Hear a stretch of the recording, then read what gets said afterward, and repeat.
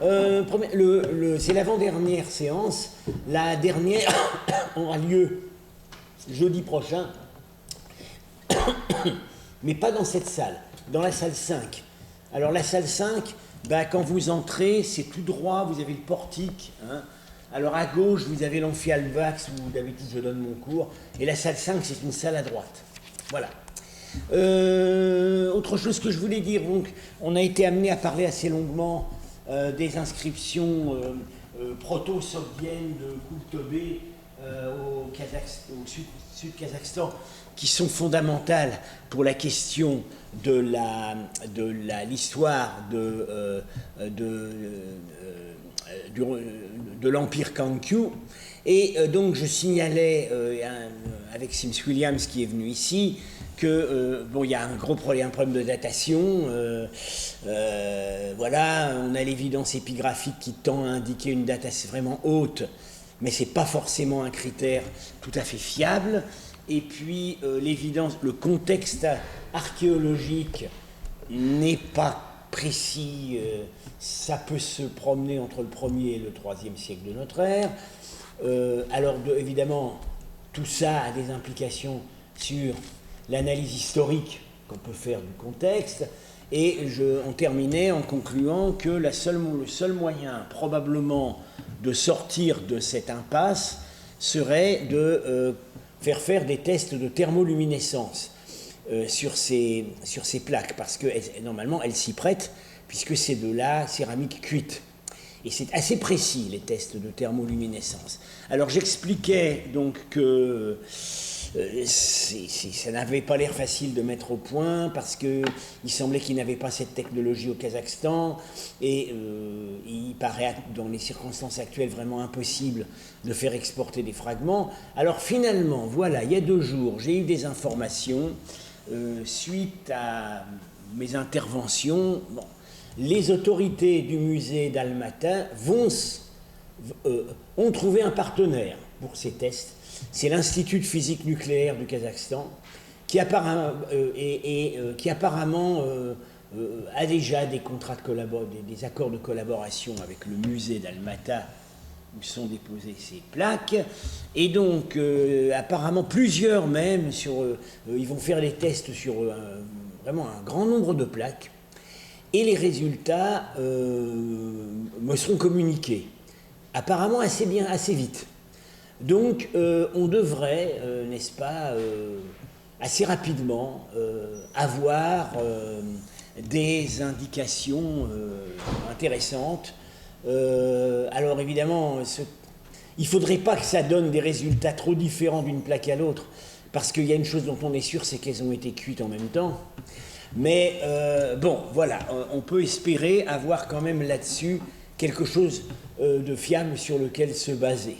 Et donc, voilà, la substance de tout ça passera dans le résumé qu'on fera paraître du séminaire, et puis probablement aussi dans mes interventions l'année prochaine. Voilà, c'est ce que je voulais dire, et maintenant je passe la parole à Chao-jung. Merci. Merci à Frantz. Please let me continue encore en anglais. Our text reading since last Friday. Okay. Last Friday, at the end, I announced that I will read the text reading from Retrouvez today. Although I once criticized that Retrouvez sometimes could not use Japanese bibliography very well, but it has some advantages. So, last week I gave Zhang Qian's timeline during his first mission to the West according to Kuwabala 1916, and I said today I will treat 2 attestations of Kangju in the Han dynasty even before Zhang Qian's arrival to the territory of the Great Yuezhi, namely northern Afghanistan.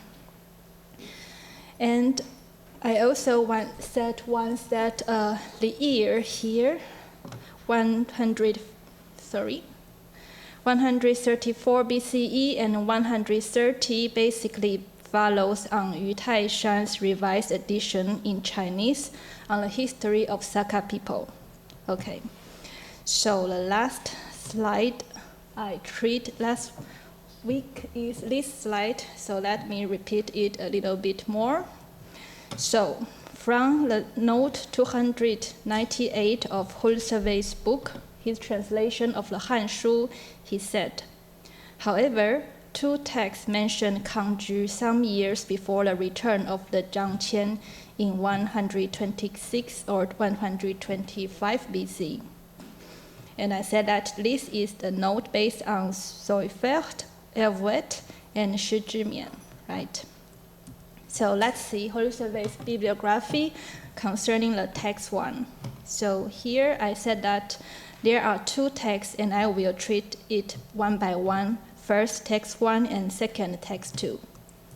So this is the bibliography for the text 1, the basic bibliography. And we see, as Hulsevey comment, the text 1 refers to this pink passage. The other, namely the second text, referred to in his note, but actually it's my text 1. The other is a memorial by Dong Zhongshu, presented either in 136 or 134 BC, and it was translated by Soifert. And as I shall explain a little bit more, this romanization of Chinese name follows the White Giles Chinese romanization. Is British system developed in the 19th century. And unfortunately, this is a wrong page number, perhaps due to a careless error or a misplacement of footnote. Actually, as I tried to consult the original paper, a German paper written by Soifert, only with one F, it is translated from page 30 to 39 and in a section of Zweite Denkschrift. So, let's see the life of Soifert. As far as I can search from the web, he was born in Germany, in Western Germany, and then in his young days, he was once in Qingdao in today's China and around here. And then, for a historical reason, because the war between Japan and Germany, just around that area in China, that is imperial and colonial period. So he was captured to Japan and learned Chinese in Japan. And then he once returned to Hamburg very briefly, and actually he obtained a PhD diploma there in Hamburg, and his supervisor is Otto Franke, that we used his map very many times during our last seminars. So the subject of his dissertation, where we found the translation of Dong Zhongshu, is Urkunden zur staatlichen Neuordnung unter der Han-Dynastie. So document or sources for the state reorganization, or namely the reform of Chinese empire in the Han Dynasty. And finally, after his PhD dissertation, he returned to Qingdao here for a long period. So actually, I just went to Berlin after the last seminar last Friday because of this event for the 80th birthday of our dear Professor Dr. Peter Zimmer. So I used this chance to visit the State Library of Berlin and try to find this very rare journal. So this is the Journal of Mitteilungen der Seminar für Orientalische Sprachen an der Friedrich-Wilhelm-Universität zu Berlin, or that is a bulletin of the Oriental Languages Seminar of today's Humboldt University in Berlin. And fortunately, I could get a copy just in 2 days, even during the weekend, and then I received more information just 2 days ago by the help of Dr. Thora Franstein of the Orient Abteilung. So this is the year of 1922, and I just start to quote what Soifert has translated this biography of Dong Zhongshu into German. almost 100 years ago. So, Nun beherrschen Eure Majestät das Weltreich. So I just translate very roughly and very awkwardly into French. Maintenant, votre majesté gouverne l'empire literally sous le ciel. And il n'y a rien entre les quatre mers qui ne vous soit soumis. Okay? So here we have the term 天下 and literally sous le ciel, under the sky or under the heaven. And then this term of Hainei means actually the word, but we say that in half der Meer or entre les quatre mers. So the attestation of Kangju appeared in the next paragraph and just near another people or state called Yelang. So here I give the date of Dong Zhongshu. This is a very famous philosopher or politician in Han Dynasty. According to the book recently published by Lettres in 2017 and by Professeur Mme Bouchard et aussi Mme Pirazoli Stevens. So Frantz, I think you know them very well. Yes, Mme Bouchard. Bouchard, of course, Pirazoli Stevens, I'm not sure she's alive now, but she was a very influential sinologist, Yes. An excellent specialist, I would say a pioneer Yes. of Chinese archaeology and art. She was aware of the newest discoveries. And she taught a long time at the Enseignement. By the way, she was the professor of Mrs. Corinne Frankfurt, who wrote her PhD under her supervision. Okay. Actually, I do not know them personally, I mean these two professors, but it seems that Madame Pirazoli died in 2018? Yes. Yes, okay. So anyway, this Dong Zhongshu, he is a famous philosopher, politician, and classical scholar, and also a famous writer in the history of Lettres in China. So actually you will find many passages concerning Dong Zhongshu in this book, because this is the index of the book. Okay. So I just continue this phrase. Now your imperial majesty, namely Wu Emperor, has unified the whole empire, literally under the heaven. And this Wu Emperor referred to the timeline that we used many times. This is the first emperor that I used in this table, but well, he was not the founder of the Han Dynasty, just the first most important emperor for our concern. So this Wu Emperor, he is one of the most successful expansionist emperors in historical China. And this Wu is a posthumous name for emperor in imperial China, and it basically means military power. So here we see now the Wu Emperor has unified the whole empire of Han China, right? And here I think that the passage 并有天下 has unified the whole empire actually means the centralization of imperial power, namely after the revolt, this revolt from this map of the book in 154 BCE during the reign of his father. And afterward, the Han China gradually shifted from the feudalism to a kind of prefectural administration system called 郡县制, namely administrated by commanderies, juns, and counties, 县. So a few weeks ago, when explaining the site of Xuanquan wooden tallies, where it was from, I once take this map from Rong Xinjiang's book, and I said that, well, this is the seat of Donghuang Commandery as well as Donghuang County, and this is the seat of Xiaogu County.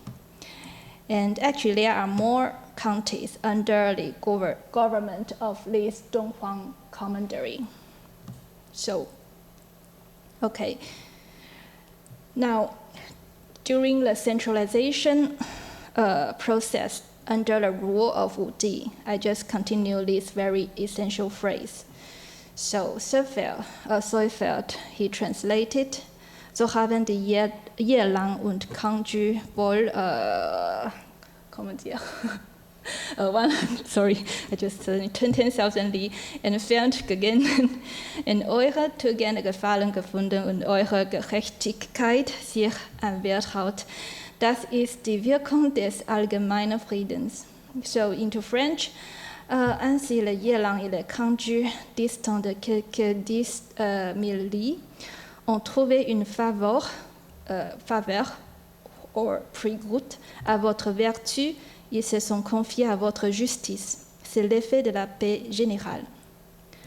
So, if you compare with Yu Taishan's English translations, he translated in the first edition of his History of Saka People. Here, that Yelang and Kangju, the place beyond 10,000 Li, enjoys virtues and submit to justice. And this is caused by peace. So, this usage of submit to justice, from this aspect, we can say that Yu Taishan's English translation is actually very close to Seufeld, although it is not or not explicitly cited in Yu Taishan's bibliography. Now, just give you a brief impression on the location of Yelang. So, Yelang actually is around here, around today's Guizhou province. And if we use another collection of maps that we used many times, so 中国历史地图集, the Chinese official historical maps, it is put here, and here is the capital of Chang'an in the Western Han Dynasty. And by putting it into another French map in the middle 19th century, so the capital Chang'an is here, and here is the Yelang. So, the problem is that, well, not a real problem, but maybe some of you will be interested in a more literal translation. So, I would translate this phrase in English as follows. The states of Yelang and Kangju, being so remote and situated beyond 10,000 Li, find their joy at your virtues and express their good proper terms to you. So here this express refers to gui, and literally it means return, but it can also mean further affiliated or take refuge or submit. And here good or proper terms, it basically means good relations or proper relation, but it can also means widely, very frequently, friendship or less likely justice, but it is also possible. So to express or submit their good or proper terms to you, to the emperor, and this is the result of the peace, the lasting peace or widespread peace established by you. So in general, this whole text is very flattery. It's a very sweet word to the emperor. So it might explain why this text was not collected by Shiji. Because the author of Shiji, Sima Qian, he was a very critical person to the government of the Wu emperor. So actually he avoided to collect this kind of flattery text, flattery literature as much as possible. And actually before his death, the draft of his Shiji already becomes somehow interdicts among the educated peoples, just because it does not coincide with the official view of the Han court. Yes. But because of another kind of punishment. Right, so let's continue. Here, Retrouvez just continue to refer Qi Shaonan by quoting Sophel, because this is a sinologist in the Qing dynasty used by this German sinologist. But then again, I checked the paper, and actually it was somehow to be placed here from page 4 and to page 6. That's why I explained that it could be a misplacement of footnote. And then here, Wang Xianqian, if in pinyin, that would give Wang Xianqian, a very famous sinologist during Qing dynasty. And then here he mentioned Shi Zhimian, a sinologist born in mainland China but moved to Taiwan in 1948. All these, these Qi Shaonan and Wang Xianqian here, and Shi Zhimian, they were all Romanized by Wade-Giles Chinese romanization system. And as I said, this is a system built by Professor of Chinese in Cambridge in United Kingdoms, and his predecessor is Wade, the first professor of Chinese language in Cambridge, also in UK. So, for historical reasons, this system was widely adopted in East and Southeast Asia, including Hong Kong and mainland China and Taiwan, as the official system. But in 1958, the mainland China started to apply a new romanization system called pinyin. Okay. So, but Shi Zhimian here, it is not just a romanization. This is to be perceived as his official name on some identity documents, such as passport. So you will find Shi Zhimian's work as early as avec and Retrouvez. So I would say that it was this French sinologist avec who first paid attention to the dating of Shi Zhimian concerning our attestation of Kangju. Now, here comes the annoying problem, or a very, troublesome problem for a Chinese student in West when looking for so much various spelling romanization of Chinese name in different kind of works. So for the traditional Wade-Giles system in English work, you will find Tongdian, Qi Shaonan like that. And if O was mechanically transposed to pinyin, it will be give like that. But in French convention, you know, there is a special system according to the pronunciation of in French. So now scholars agree each other that all historical person is to be spelled in pinyin. But Wang Xianqian, this modern scholar who lived at the turn of the 20th century, it depends on how one defines his career. But it will be strange to spell this very modern scholar's name just to Ping or French convention, because this name is the name as his identity. And I have to emphasize this kind of problem because for me, I also found a various transcription of my own name on academia or different devices, but actually my name in Taiwan and also in mainland China, according to the local rules in Taiwan and mainland China, is always to be put like this. There is no other kind of spelling. So that's to say that if you find Shi Zhimian like that in French convention, it is always very difficult to identify them as the same person. And this might explain why Avic's translation about this text of Kangju was so far neglected by many French colleagues in Iranian scholars, because this table was just too complicated for those who are not so familiar with classical Chinese. Okay, so let's continue to Sophel's translation, but I just read the very raw French translation. So, dans les notes critiques de texte sur le 56e chapitre du Qian Hanshu, L'un des éditeurs de l'édition Qianlong de ces ouvrages historiques, Qi Shaonan, note qu'à propos de l'année du Dongzhongshu, répondant aux édits impériaux, des doutes existaient même parmi les premiers érudits confuciens. So here you see this is another kind of German convention spelling Chinese names.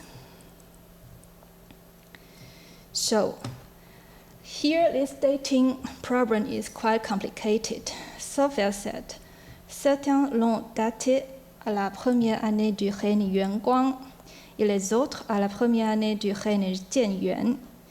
Il, c'est-à-dire Qi Shaonan, considère que les deux déclarations sont fausses et décide de la 5e année du règne Jianyuan. So this is what Sophia tried to adopt it as the final date of Dongzhongshu, namely the first attestation of Kangju in the Chinese sources. And this is what Hulseve referred to in this line. Actually, this text written by Dongzhongshu is a very important text because this is from a series of 3 imperial edicts and 3 answers submitted by Dongzhongshu in the form of a memory submitted to the emperor. And this concerns a very important historical question on how Confucianism was adopted by the Emperor Wu after as the official ideology of the Tang Dynasty. So if you read the book of this book published in 2017, I just quoted the whole paragraph by doing some omission. So there is a paragraph specially dedicated to Dongzhongshu. Le nom de Dongzhongshu est indissociable du triomphe du confucianisme sous les rangs. Le lettre est passé pour l'artisan de l'orthodoxie confucienne qui, en réalité, ne s'installera que progressivement au cours de la dynastie. Blabla. Cependant, l'histographie avait besoin d'un porte-drapeau et ce fut Dongzhongshu. À l'occasion du 2e appel aux hommes de talent de tout l'Empire en 134 avant notre ère, it is the text we are treating right now. And le premier appel avait eu lieu en 141. Dongzhongshu répondit par écrit aux 3 séries de questions formulées par l'empereur. Dans cette dissertation, le lettré expose sa vision du monde et la manière appropriée de le gouverner. Au fait du système philosophique qu'il a conçu se tient le ciel. And I just keep the more development of this, the influence of his text. So now, where is Yelang? As I said, Yelang is in southwest China. And actually, from Shiji, we know that the first addition to Yelang is in 135 BCE. That is the criteria that we determine the date of this text as early as perhaps 134 BCE. And this background was explained by Everett, actually, in his book Un poète de cour sous le Han. Sima Xiangru.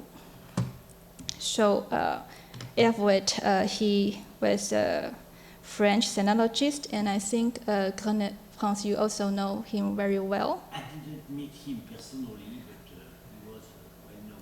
Yes. So I just cited his explanation on the background of this mission to Southeast China very briefly. So in his book, Everett said, en 135 avant notre ère, à l'occasion d'une expédition impériale contre le Mingyue, un fonctionnaire chinois nommé Tang Mong est chargé d'aller porter les instructions du chef des troupes chinoises au roi de Nanyue, qui ne cherche qu'à se soumettre. So here is the Mingyue around today's Fujian, and here is Nanyue around today's Guangzhou. Okay? And Everett continued. De retour dans la capitale, il, Tangmong, a pris des marchands du Shu around today's Sichuan province. So here, around here, this is Shu.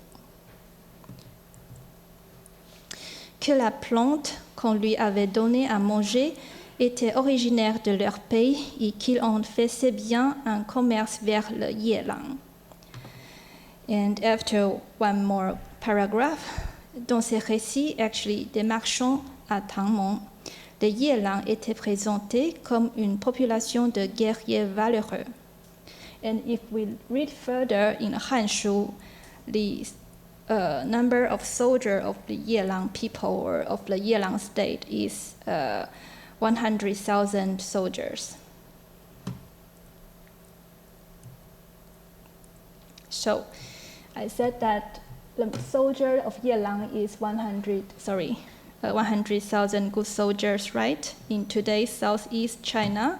And on the other hand, Kangju, we don't know how many soldiers there were around the same year, but we know that in the same book and in the next chapter, the military power of Kangju is stated as the 120,000 good soldiers, but perhaps this is a data around the 1st century BCE.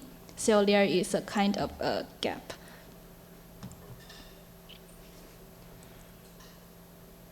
And now the problem is that if you see that the distance between the center of Han China and Yelang is said to be beyond 10,000 li, but actually it was just exaggerating. It actually refers to the distance between Kangju and the center of Han China, but this is still too distant because, as I said, 10,000 li would be around 4,000 kilometers, right? So at any rate, it is a kind of exaggerating and flattery to the Han Emperor. So if you find Yu's book on his first English edition of the history of Saka document, he expressed the dating of the text 1 as follows. Dong Zhongshu presented the memorial in the first year of the Yuanguang reign period in this year. So that's what I adopt for the timeline for the usage of our seminar. So it is actually a tentative dating. And actually, he gave more explanation and details, controversy, and even 2 or 3 more papers to be consulted. But no matter how scholars debated on the exact date of this memorial by Dong Zhongshu, it was at any rate no doubt before Zhang Qian's return to China in 126 BCE from his first mission to the West. So I think I have finished the reading of text 1 until now. So if Hans, do you have any comment on this? Well, yes, it does not tell us where was Kangju at that time. No, because the distance. No way. No. To decide, as you say, the only indication is the distance, and it is conventional. And yes. There is no indication to direction, No. nor to neighborhood. No, but so we just don't know. yes. Were they already far in the west? Hardly so. It was probably before they migrated. But migrated from where? Right. Yes. So far we can only say that Chinese already heard about Kangju even before Zhang Qian's return from the west. But so far we do not know how it happened in this early date. Some remark about the transcription system used by French sinologists. Yes. Actually, you say the French system was established by Herr Chavan and Herr. Yes. But eventually, it was made more official by Pelliot. It was publicized Yes. as the EFEO system proposed by Pelliot just before or just after the war. And because of Pelliot's prestige, there was a resistance among French sinologists for a long time to use pinyin. I remember my predecessor Louis Ambis, whose classes I followed in the 1970s. He completely rejected pinyin because he said nobody could do better than Pelliot. So eventually the resistance gave up. But I noticed, for example, that Jacques Gernet, in the French edition of his La civilisation chinoise, which is still classical, uses pinyin. But the English edition Yes. uses Wei Jai. Yes. And it is still sold everywhere in university bookshops in the United States. But I don't think today an American or British publisher would use Wei Giles anymore. I don't know. Only maybe a few very traditional journals and even some journals in Japan, but published in English. So the sad result is that probably the English edition of Jacques Gernet's book eventually will not be reprinted. The problem is that sometimes as many Western editors just mechanically transcribe all the names into pinyin without asking the identity and the local roles. I mean, today we are modernized, and I think one should pay respect to the local roles and conventions. As I said, actually, this is not a name chosen by myself or any kind. It is a name registered to the official document. So even in mainland China, I only have one name, and there's no other expression. And I think it is not only a problem for me, it could happen on many scholars from the Third World, for example, how to properly transcribe a Russian scholar's name or the names of from another Arabic or Turkish language. It's all the same problem. Okay, but there are not so many variations now because for the transcription of Russian, Yeah. where more or less the systems are converging. For Arabic and Persian, we have good standards now, the Encyclopédie de l'Islam and Encyclopédia Iranica. Okay. And for Chinese, I realize that now there is no French scholar anymore would use Pelliot's transcription. Okay. This was the last one. So maybe we can go to the text 2, right? So the ones about 130 BCE and second attestation of kanji in Chinese sources. So this text was basically from the biography of Sima Xiangru, and from 79 to 117 BCE. And parallel text could be found in Shiji as well as in Hanshu, and even some other parallel texts collected in Wenxuan and other Chinese classics, because this belles lettres is so famous in the history of Chinese literature. So if we only compare the wording of the essential phrase between the one in Shiji and the one in Hanshu, we find that kanji appear at the beginning of the passage, okay? And then the difference is this verbal phrase, 请朝, or request for an official visit to the Han court, while the Hanshu said more, modestly from that pays tribute by offering gift or specialty. I mean, kanji appear itself more modestly to the Han court. So this phrase was translated into French by Avec as well. So I just quote his text. with this very phrase. Et le pays de Kangju et les territoires de l'Ouest, par le truchement de plusieurs interprètes, demandèrent à venir à la cour.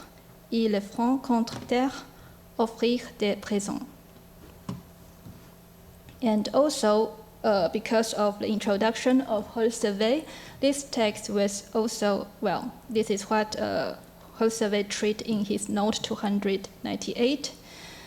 One of these texts is the address by Sima Xiangru to the governors of Ba and Shu, to be dated approximately in 131. And this is the used various dating on the same text. You see that actually he was hesitating, but as far as I can see, he finally determined the dating as the 130s, and there is a reason.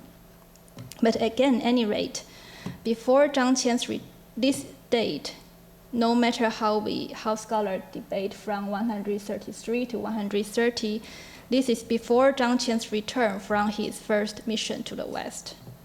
And in Yu's view, the mention of Kangju by the two writers, the one by Dong Zhongshu and the one by Sima Xiangru here, might refer to one and the same diplomatic event. And unfortunately, this event was not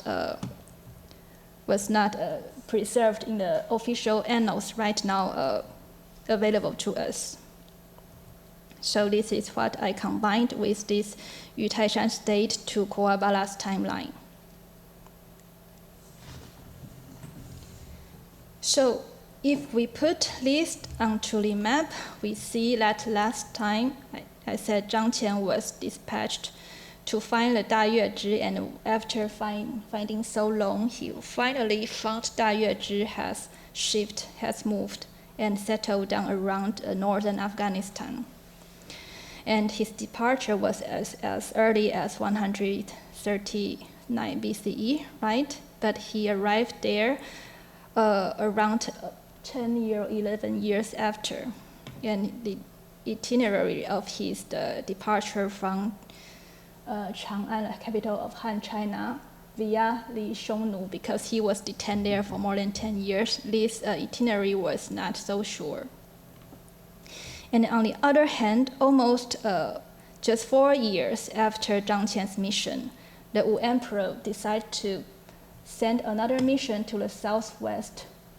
And this is just 4 years after, so to this direction.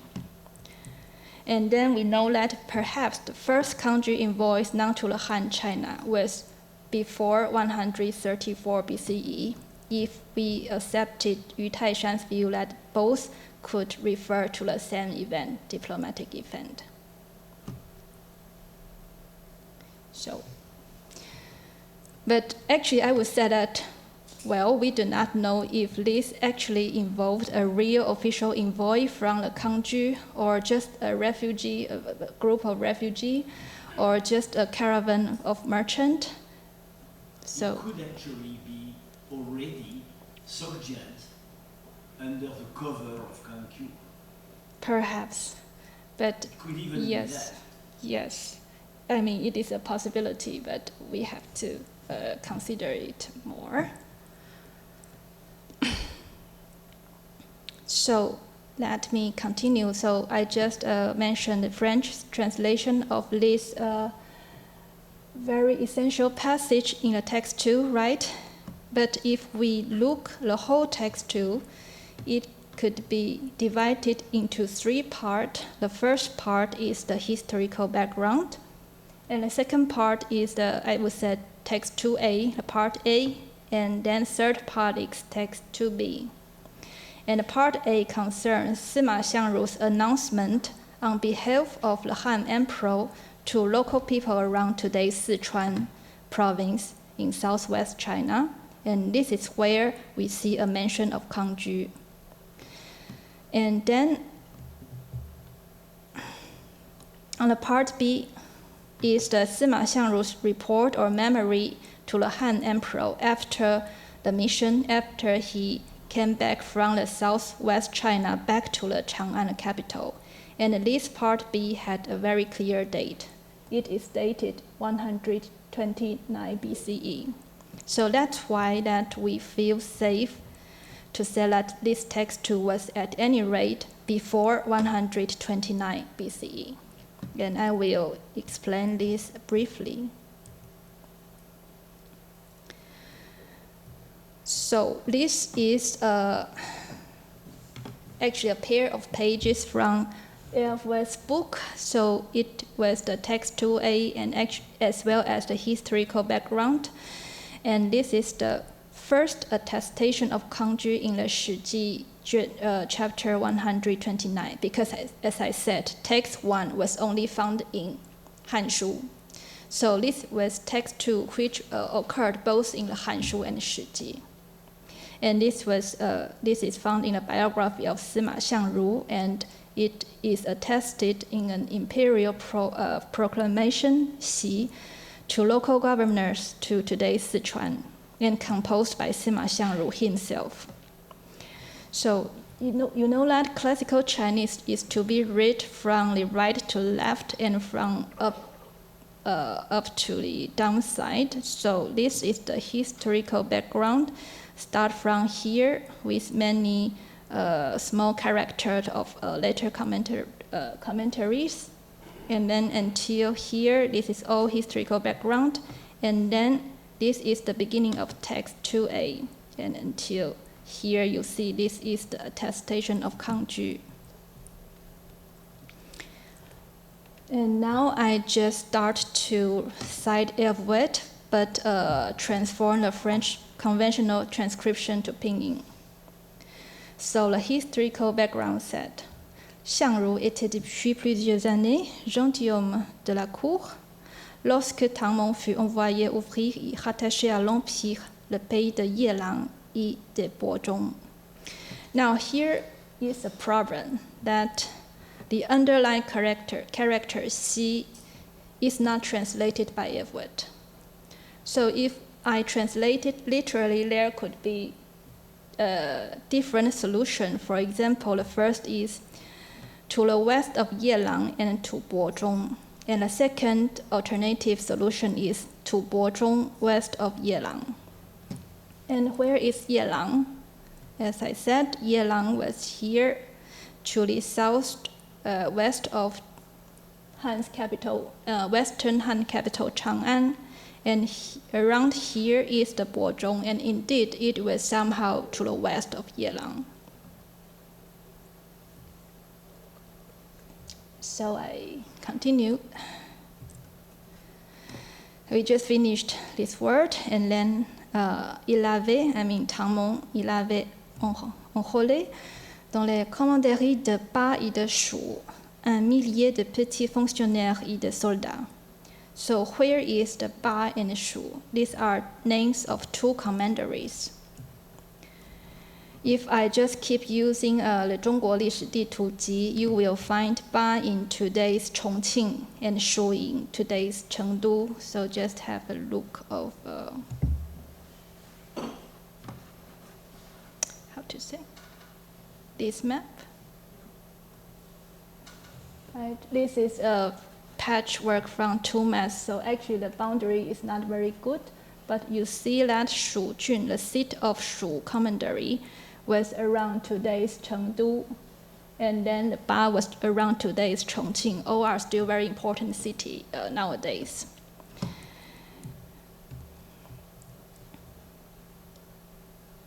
And then if we used a French map just published in 2017, although it was cut into 2 pages, you see that here he explained, the author explained that this orange part is commandery, Jun, but still a little part of the empire was, keep the system of feudalism. So this is the royaume, to be governed by a princess and relative of the imperial family. And here is the Ba and Shu in this kind of relations. And if we put it again on this old map in the middle 19th century, it's kind of that. So the Han Wu emperor was just an important expansionists who tried to explore the territory of the Han Dynasty to not only to the southeast, but also to the southwest and to the northwest. Okay. And then to the next phrase. Dans ces deux commanderies de bas et de chaud, on leva encore dans ce but plus de 10 000 hommes pour les transports par terre et par eau. Tang Mong avait, le gouverneur du Bas et de Shu avait utilisé la loi sur les réquisitions militaires, Xingfa. So it's a law to punish the military soldiers, and well, it's not an ordinary law, but a military law. So it was too cruel. Pour exécuter des chefs de tribus. Et alors, la population du Bas et du Shu furent dans une grande frayeur. L'empereur l'apprit, Shang Wen-zhi,乃使相如责唐蒙. Alors, l'empereur envoya Shang-Ru réprimander Tang Mong et, par la même occasion, montrer aux populations du Bas et du Shu que tel n'était pas le dessein de l'empereur. Therefore, we find the beginning of the text 2a, the proclamation. Sa proclamation disait, 檄曰, and here is the 2a, 告巴蜀太守, au gouverneur du Bas et du Shu, 蛮夷自善，不讨之日久矣. Les barbares agissent à leur guise, car il y a longtemps qu'on n'a pas fait d'expédition punitive contre eux. You know, this is a kind of imperial expression. 时侵犯边境，劳士大夫, leur fréquente incursion à l'intérieur de nos frontières donne bien du mal à nos fonctionnaires. 陛下即位，存抚天下，即安中国. Quand notre empereur a accédé au trône, avec grande sollicitude, il a mis en ordre l'univers. 然后兴师出兵，北征匈奴. Après avoir unifié et pacifié l'empire du milieu, as I said, it was a kind of centralizing the power, imperial power within the territory of China. Il a levé des armées et fait des expéditions militaires vers le nord contre les Xiongnu. 单于不害，交臂守势，触其请和.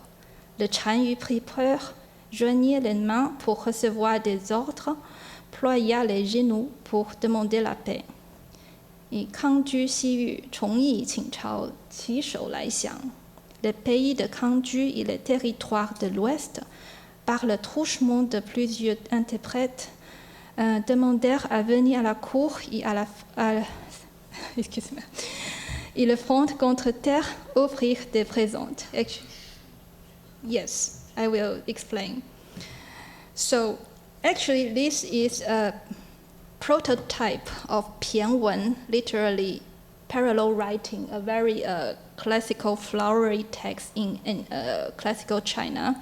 And this Pianwen, the parallel writing, was a very stylized prose style, and that means the regular lines of terms and proper names and flowery wordings were all arranged in couplet.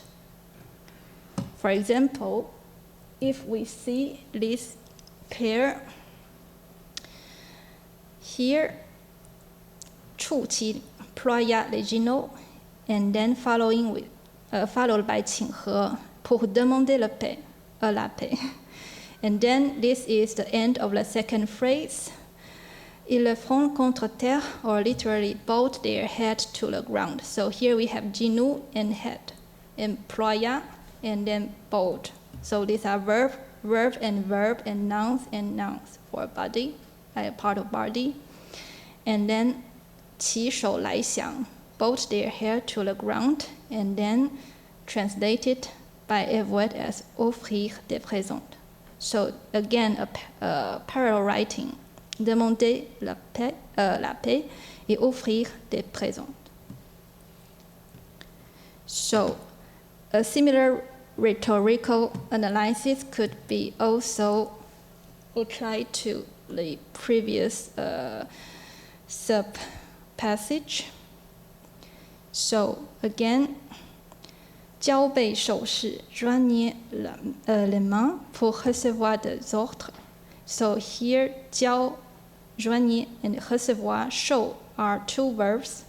And then 重义请朝, I would translate it doubler, I mean literally, doubler d'interprète. Et 请朝, demander à venir à la cour. So you see how parallel, I mean how stylized it is. So that's why we think that it's a very good piece of belles lettres in the history of Chinese literature. Now, F.W. actually gave a note on this translation by him par le truchement de plusieurs interprètes. So I just quote his note here, the page 145. Il ne s'agit pas, d'après les textes similaires cités par Morohashi, very page 11,970, et de redoubler d'interprètes comme traduit par M. Gaspardon, mais d'être obligé d'utiliser plusieurs interprètes en série pour se faire comprendre. And please see those writing of history, blah, blah, blah. And here, the Morohashi actually referred to, I think it is Morohashi Tezuji's Daikanwajiden, so a great dictionary of kanji, the Chinese characters used in Japanese, and it was published in Japan around 1960. And here, Monsieur Gaspardon, I think it referred to Émile Gaspardon. I think he's a scholar of FAO. I don't know him. Okay, but anyway, both scholars, Morohashi and Gaspardon, died around 1982. So you see that in this period, 1970s, actually French scholars, sinologists have a very good relations with the sinologists in Japan and, I mean, in East Asia. So, anyway, if we just adopted F.W.'s notes, then I would rather retranslate this part into French somehow as joigner les mains and to be paralleled with multiplier leurs interprètes. Multiplia. Okay, sorry. Multiplia. Actually, I just prepared this slide a few minutes before my departure. So then next is the text to be. That's why I said that already at the beginning of the memory, I mean the report after Sima Xiangru's report back to the Han court. The year was given very clearly, 汉兴70有8载. And here you see a yellow passage in small character. Actually, it was a commentary compiled in the middle of the 7th century called 史记集解, a very important commentary of the 史记. Actually, the gist of this text to be expressed Sima Xiangru's implicit request or suggestion to the Han Emperor that actually after visiting the local people around Banshu, he found the ambition or the purpose to open the road to the Southeast Asia was not so practical because it was too expensive. So he just wrote a request on the behalf of 27H people from the local area around Banshu and tried to persuade the government, the emperor, that actually it would be wiser to stop this great project. May I comment a bit Yes. on the previous slide? Yes. Oui. C'est vraiment extrêmement intéressant comme passage, parce que on peut faire quelques hypothèses. Pour moi, c'est complètement complètement nouveau par rapport à ce que j'avais lu. Better say here. Oui. C'est très intéressant la remarque de Hervouet. Donc, plusieurs interprètes, une chaîne d'interprètes. Bien. Ça veut donc dire, si on lit bien ça, que la langue du Kankyu n'est pas la langue des Xiongnu. C'est-à-dire que il faut... les relations entre les Xiongnu et la cour de Chine sont anciennes. Donc il y a bien entendu un corps d'interprètes qui sait traduire entre les Xiongnu et les Chinois. Bien. Ça ne règle pas le problème de la langue des Xiongnu, qui n'est pas résolu aujourd'hui. Hein. Il y a plusieurs... on n'est pas sûr, en fait, qu'ils aient eu toujours la même langue. Hein. On sait qu'il existe un poème Xiongnu qu'on a mis en rapport avec, je crois, le Ket, une langue sibérienne, qui ne se rattache pas vraiment à une famille connue. Et puis, par ailleurs, il y a l'hypothèse que certains éléments, peut-être dirigeants parmi les Xiongnu, auraient déjà parlé une langue altaïque, hein, du type proto-turc. Mais c'est un problème c'est un débat en cours, c'est pas un problème réglé. Mais ce qu'on voit, ce que je lis là, moi, c'est que les Kankyu ne parlent pas la même langue que les Xiongnu. Et ça, c'est très important, parce que ça va avec quelques autres indices, dont on aura peut-être le temps de parler la prochaine fois, qui tendraient à indiquer que la langue du Kankyu, c'est une langue iranienne de type Saka. Voilà, une langue iranienne. Donc ni le Ket, ni une langue sibérienne, ni une langue altaïque. Ça, c'est un premier point. Le deuxième point, la deuxième idée vers laquelle ça amène, c'est que les Kankyu, on ne sait pas vraiment où ils sont à ce moment-là, mais ils sont certainement voisins des Xiongnu. Voilà, ils sont voisins des Xiongnu. Alors, le problème, normalement, qui est-ce qu'on attend comme voisin des Xiongnu à l'ouest? On attend les Wusun.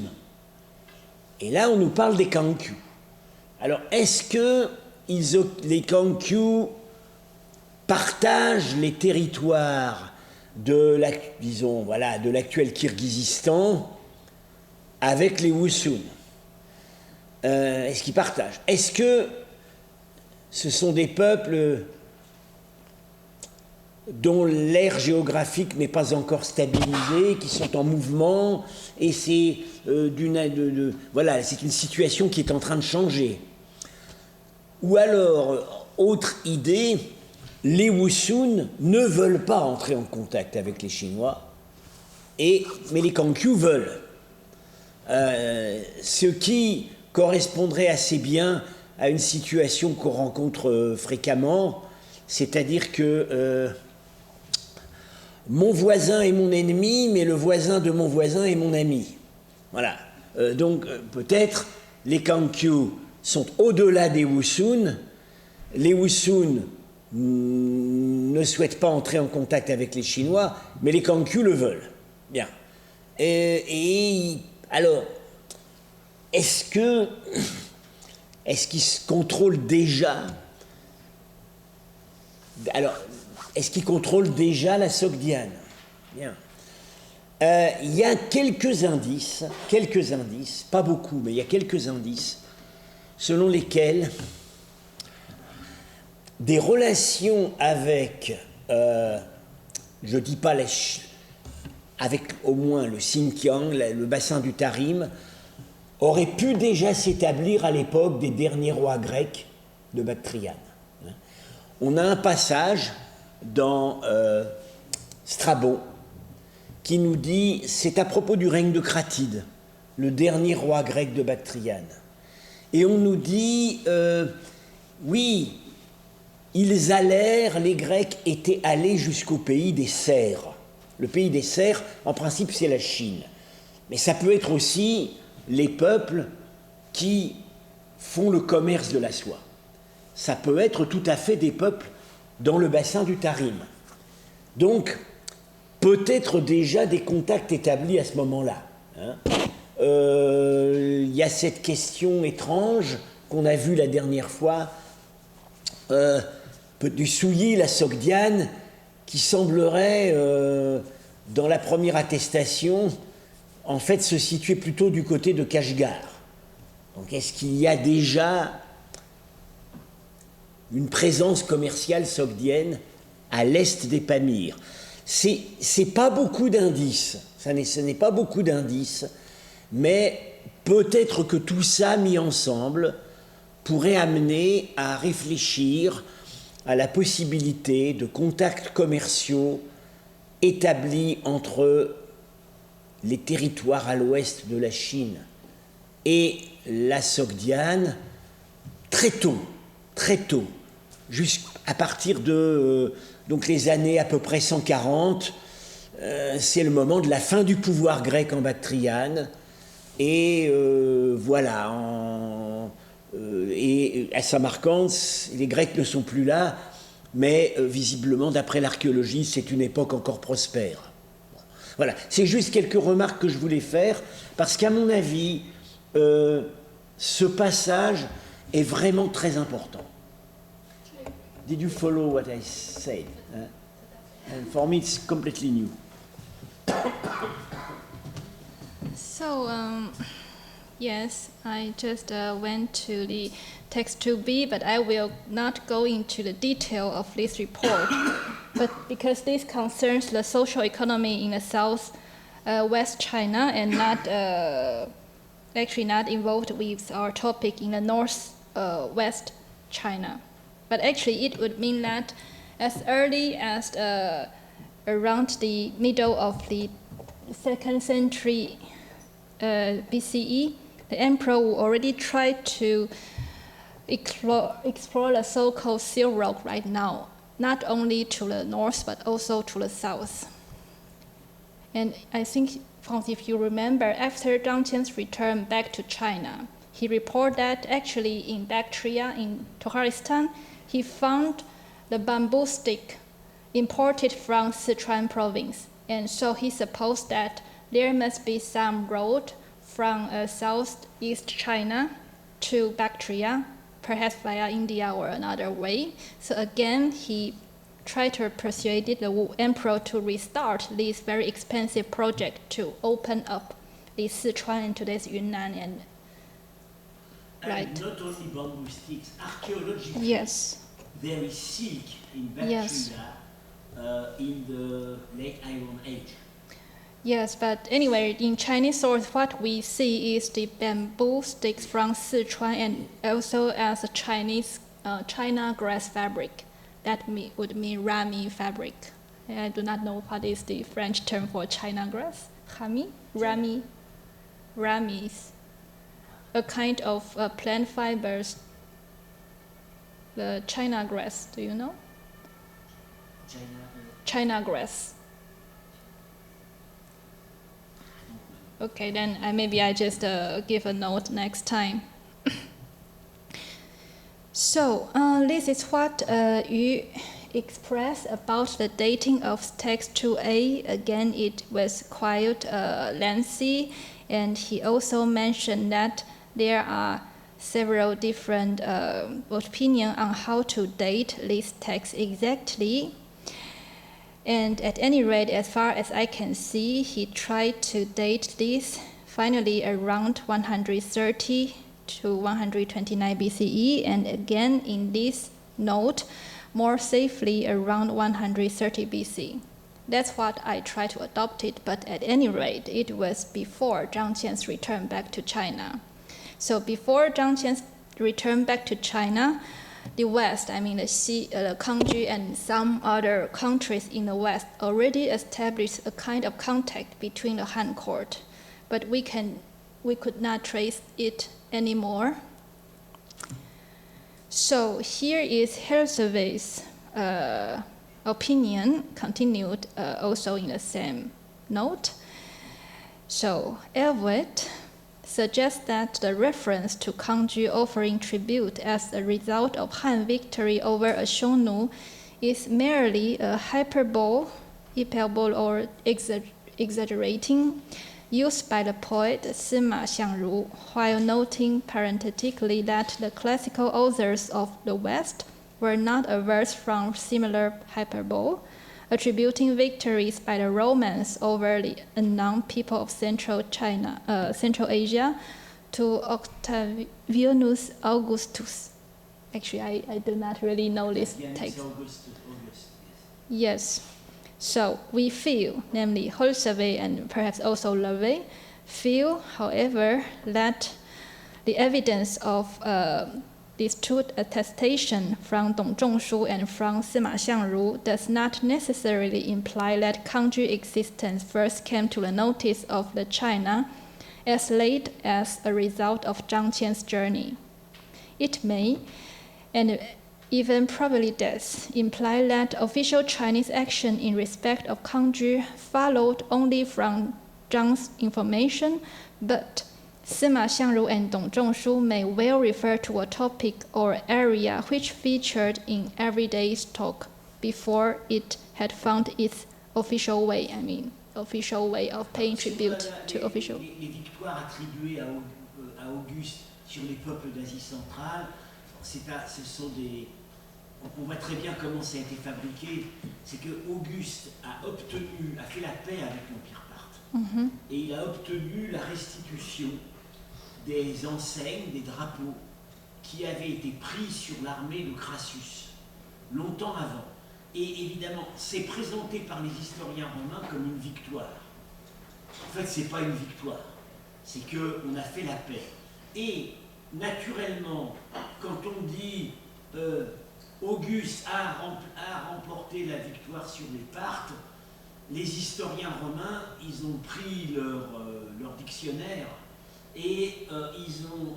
alors les Parthes, alors là ils font...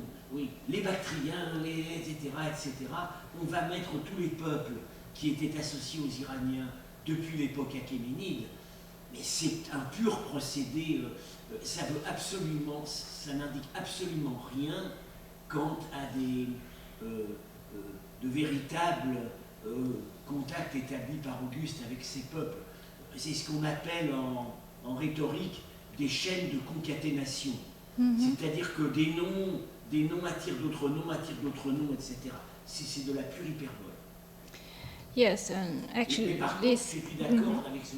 Okay. Quand Retrouvez dit que très probablement les Kangju ne sont pas des inconnus en Chine autour des années 140-130, oui, là, on peut vraiment le supposer. Okay.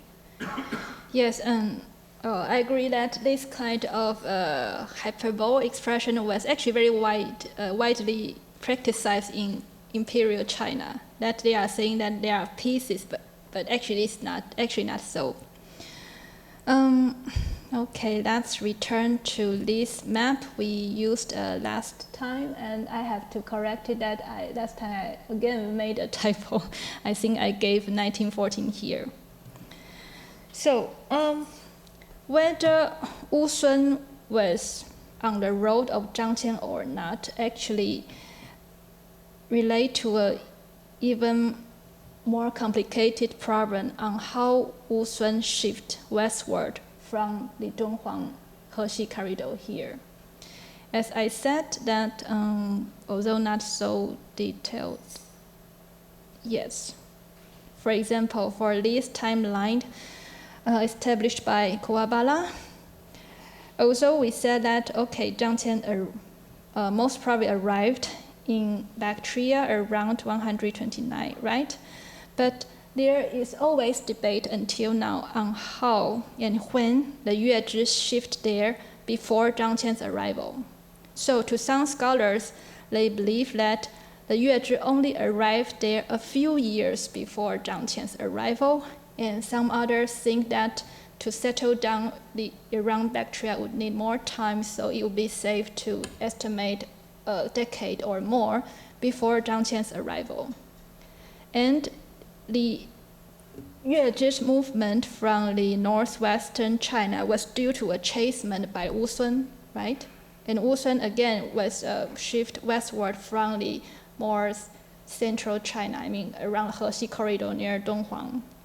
So actually, we do not know around 130s where was Yuezhi and where was Wusun exactly. There are all kinds of debated theories until now.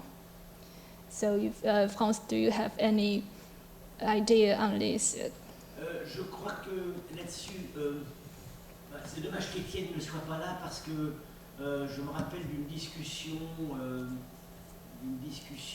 entre Étienne et Corinne Francfort au moment de la soutenance d'une thèse. Maybe you can speak here. You can speak here. You can speak here, otherwise. Oui, il y a. Bon, je ne peux pas le dire précisément, mais je sais que la théorie habituellement reproduite, c'est que les Yuezhi étaient dans le camp en dessous. Mais apparemment, il y a des objections. Hein. Et ça, Étienne de la Vessière en avait parlé. On peut pas, il est possible qu'en fait, ils aient été plus à l'ouest. Voilà. Et alors, bon, évidemment, c'est lié aussi à la question de ce qu'était la langue des Yuezhi. Parce que pendant longtemps, on a supposé que la langue originelle des Yuezhi, c'était l'autocarien, le koutchéen, enfin, autocarien ou koutchéen. Maintenant, cette idée est abandonnée. Cette idée est abandonnée. Donc, tout ça, ce sont des questions ouvertes. Non. Donc, vers 140, où sont les Yuezhi, on ne sait pas. Où sont les Wusun, on ne sait pas non plus. Et où sont les Kankyu, on ne sait pas non plus. Voilà. Malgré tout, c'est quand même un élément. On peut penser que les Kankyu contrôlent dès ce moment-là des routes déjà établies avec la Chine ou au moins avec le bassin du Tarim. Parce que, à la lumière de ça, c'est seulement à la lumière de ça qu'on peut comprendre que dès 140 environ, ils aient voulu envoyer une mission commerciale en Chine. Là, il y a quelque chose qui pourrait indiquer que dès cette époque, ils exercent un certain contrôle sur le réseau Sogdiane qui est en train de se mettre en place, ou bien qu'ils ne sont pas trop loin de la Chine. On ne peut vraiment pas aller au-delà. Mais encore une fois, là-dessus, c'est vraiment incertain, mais le passage qui vient d'être discuté est vraiment important du point de vue linguistique, parce que là, c'est un bon argument en faveur du fait que les Kankyu parlent une langue, disons, une langue Sikh, une langue Saka, en tout cas pas la même langue que les Xiongnu. On peut dire ça, mais voilà, je dirais que tout ça, ça amène à... Bon, c'est une tradition historiographique de dire que tout le mérite de l'ouverture de la Chine vers l'ouest doit être attribué à Changqian. Changqian est l'inventeur de la route de la soie. Et en réalité, on voit très bien que des contacts s'étaient mis en place avant lui.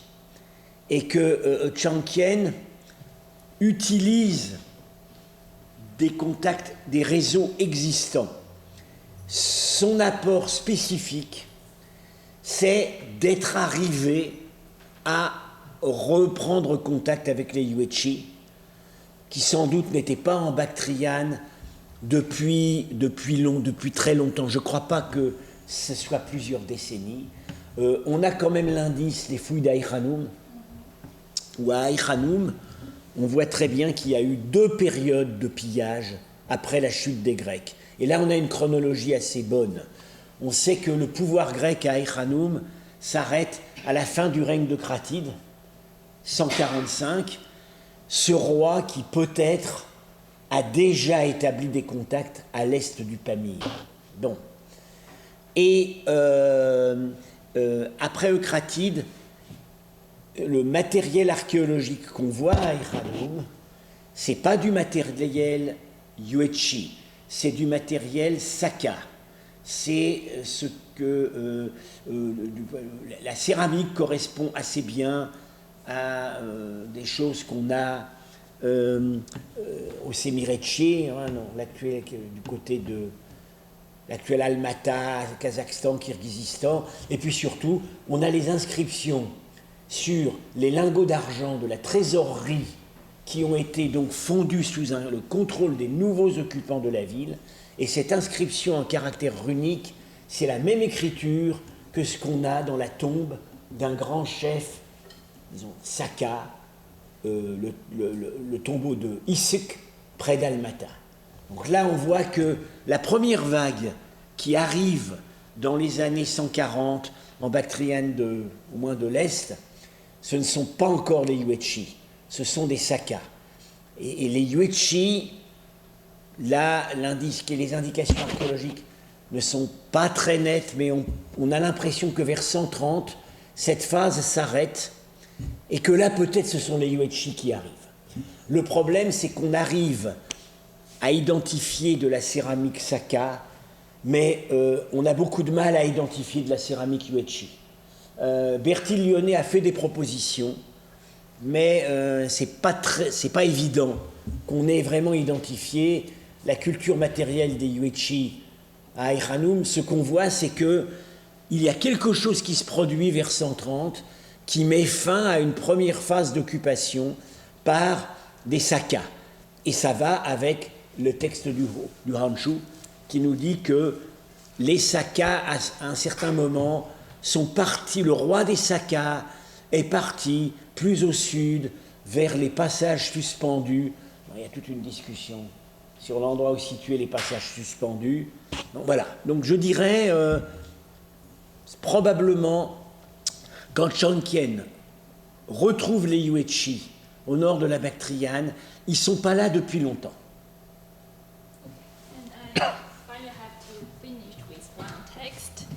Although we only have a few minutes, but well, I try my best and only explain the gist. Okay.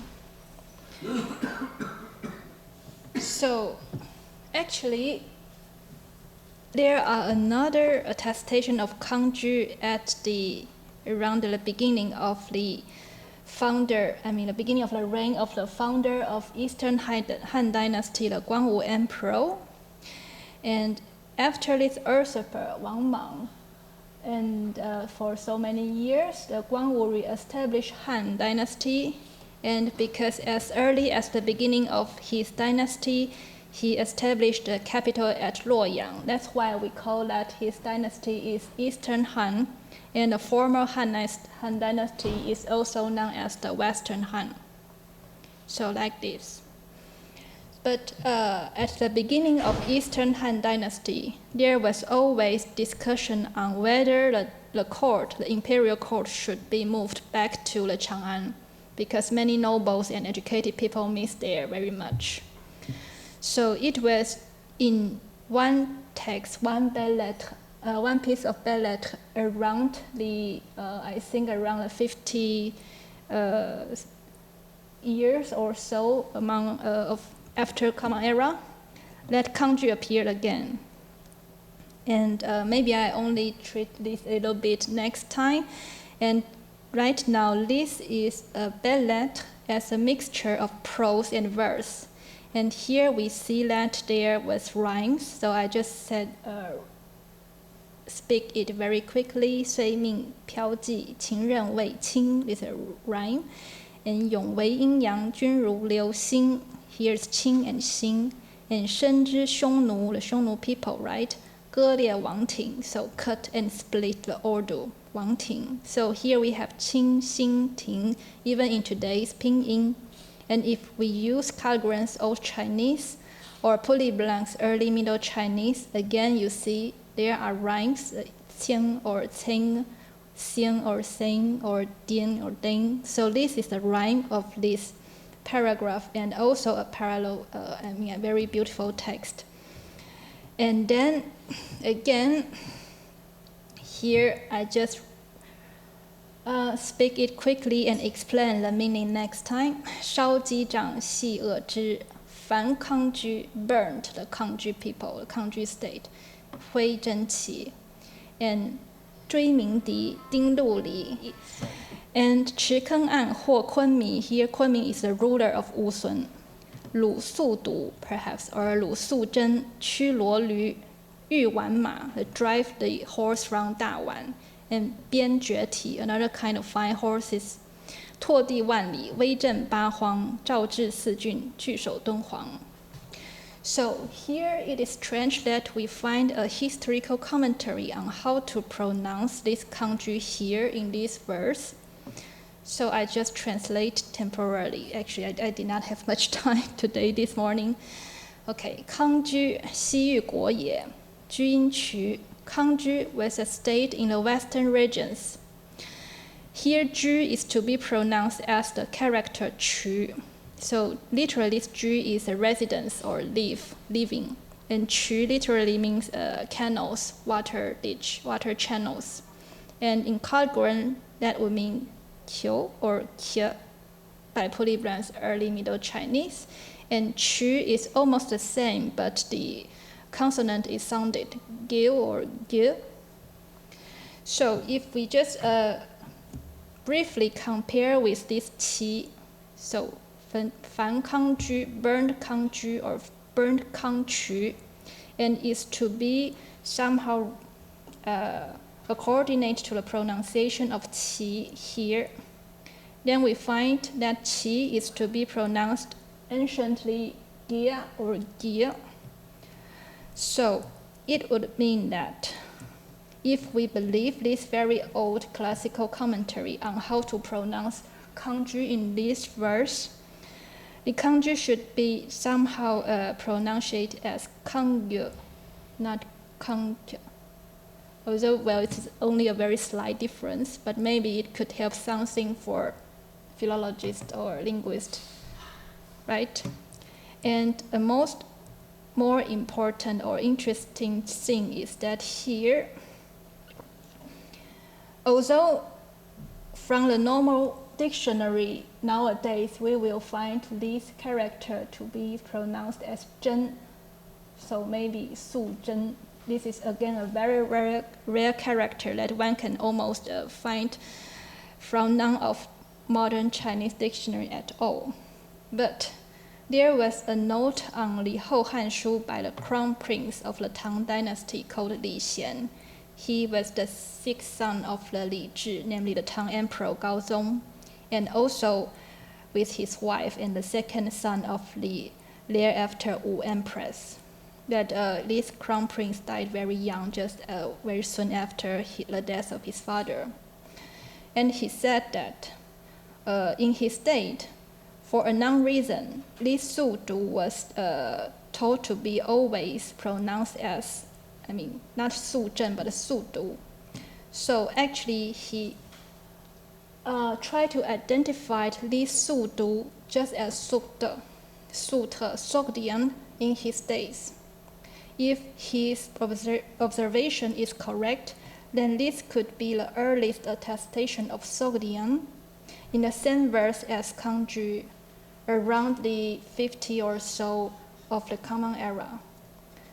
But whether this crown prince note is proper or not, I think I just explain it a little bit more next time. Okay, thank you very much. So, oui, ça correspond bien à l'autodésignation des Sogdiens, sauf que j'ai le vocalisme, le final vowel ou is a problem because in Sogdian it's survik. U is not expected as a final vowel. So why this vowel? We have to go back to this next time. Well, from the literal meaning, it means that these Su Zhen or Su Du people was captured after the Kunming, the ruler of Wusun, were captured. And also this mule and donkey was driven. And then the fine horse from Dawan was also driven, I mean back to Han China, as well as these fine horses, they were whipped and back to China. I think it's a kind of context that people assume that this very rare and unknown term with the root of human. Here, always in the left side, this is a root of human here, must mean a kind of people to appear together with Wu Sun and with the smaller king of Xiongnu and with the Kangju.